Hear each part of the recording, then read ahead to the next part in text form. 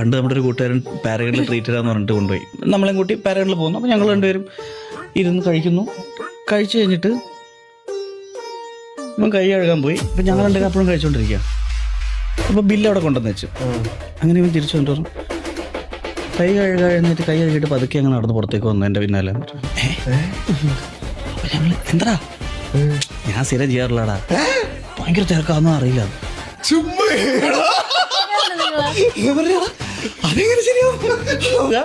ആളുകൾ പോകുന്ന കൂട്ടം പതുക്കെ അങ്ങ് ഇറങ്ങി ആ തിരക്കിന്റെ കൂട്ടത്തിൽ അങ്ങ് നടന്നു പോയാൽ മതി എന്ന് പറഞ്ഞിട്ട് ഇവൻ പോയി.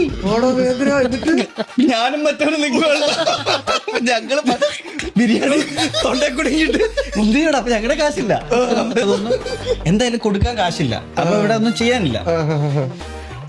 ഞങ്ങള് നടന്ന് മറ്റേ കൗണ്ടറിന്റെ ഫ്രണ്ടിൽ കൂടെ, ആ ബില്ലിംഗ് കൗണ്ടറിന്റെ ഫ്രണ്ടിൽ എത്തിയപ്പോ ഒരു പേടി, അതും കടന്ന് ഞങ്ങൾ പുറത്തെത്തി. അങ്ങനെ പുറത്തെത്തിയപ്പോഴേക്കും ഇല്ലേ, ഒരു വെയിറ്റർ അതാ വരുന്നു. നിങ്ങളുടെ യൂണിഫോം ഇട്ട് വേറൊരു പയ്യൻ ഉണ്ടായിരുന്നില്ലേ, അവനെങ്ങോട്ടാ പോയേ? അവനാണോ? അവൻ ഇവിടെ സ്ഥിരം വന്ന് അവൻ നിങ്ങളുടെ അവിടെ ഇവിടെ ഇരിക്കുന്ന കണ്ടിരുന്നു.